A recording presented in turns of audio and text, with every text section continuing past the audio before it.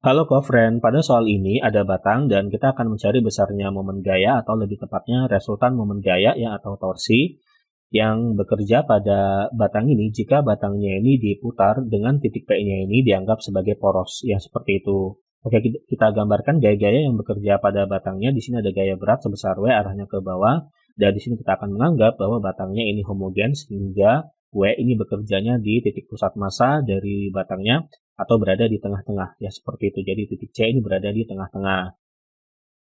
Oke, jadi kita akan mencari resultan momen gaya di titik P ya atau torsi di titik P-nya ini.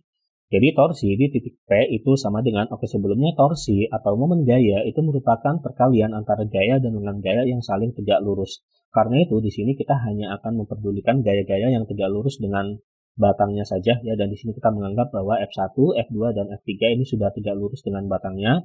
Kemudian kita tidak akan menganggap gaya yang bekerja di poros. Mengapa? Karena gaya yang bekerja di poros ini kan tidak akan menghasilkan torsi. Ya seperti itu, karena kan lengan gayanya itu sama dengan 0. Sebelumnya lengan gaya itu adalah jarak dari gaya itu bekerja ke porosnya. Ya seperti itu.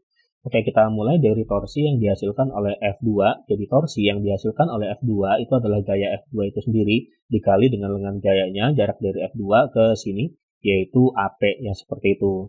Oke, sebenarnya untuk torsi tandanya bisa plus bisa minus.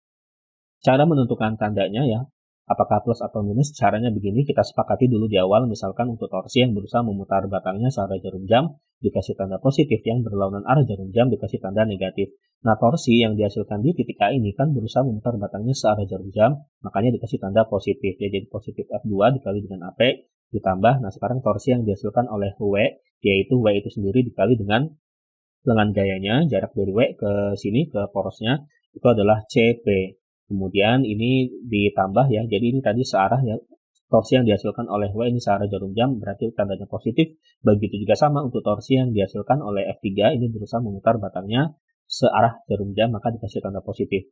Jadi positif F3 dikali dengan lengan gayanya dari sini ke sini, yaitu BP, ya seperti itu. Nah, di sini kita tidak akan memperdulikan F1 sekali lagi karena dia tidak akan menghasilkan torsi, karena lengan gayanya itu sama dengan 0. Kemudian tinggal kita masukkan nilai-nilainya, jadi tadi F2-nya yaitu 20, AP-nya dari A ke P 20 cm, tetapi di sini satuannya kan kita jadikan meter, dari cm ke meter tinggal dibagi 100, 20 dibagi 100 hasilnya 0,2. W ini adalah berat dari batangnya ini yang dirumuskan dengan M dikali dengan G, massa dikali percepatan gravitasi bumi, kemudian CP-nya dari C ke P. Oke, perhatikan bahwa jadi kan tadi C ini berada di tengah-tengah ya, yang mana panjang dari batangnya jika kita ukur dari sini ke sini saja 20, dari sini ke sini 80, berarti panjangnya itu adalah 20 ditambah 80, yaitu 100 cm atau 1 meter. Ya, jika dirubah ke meter, dari cm ke meter tinggal dibagi 100 ya. Jadi 100 cm sama dengan 100 per 100 meter, yaitu 1 meter. Nah, berarti dari P ke C ini adalah setengah dari 100, yaitu 50 cm. Nah, dari P ke C 50 cm atau 0,5 meter seperti itu. Kemudian F3-nya yaitu 10 Newton. Kemudian BP-nya dari B ke P tadi ini adalah 100 cm atau 1 meter.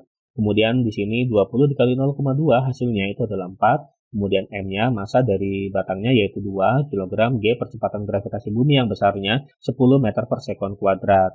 Kemudian setelah dihitung didapatkan hasilnya itu adalah 24 Newton meter. Jadi ternyata torsi di titik P ya atau torsi yang bekerja pada batang ini jika batangnya ini diputar dengan P-nya sebagai poros, besarnya itu adalah 24 Newton meter, dan tanda positif di sini ini menunjukkan sesuai dengan kesepakatan kita di awal. Kalau positif berarti pada akhirnya batang ini akan berotasi dengan arahnya itu searah jarum jam. Oke, inilah jawabannya. Sampai jumpa di pertanyaan berikutnya.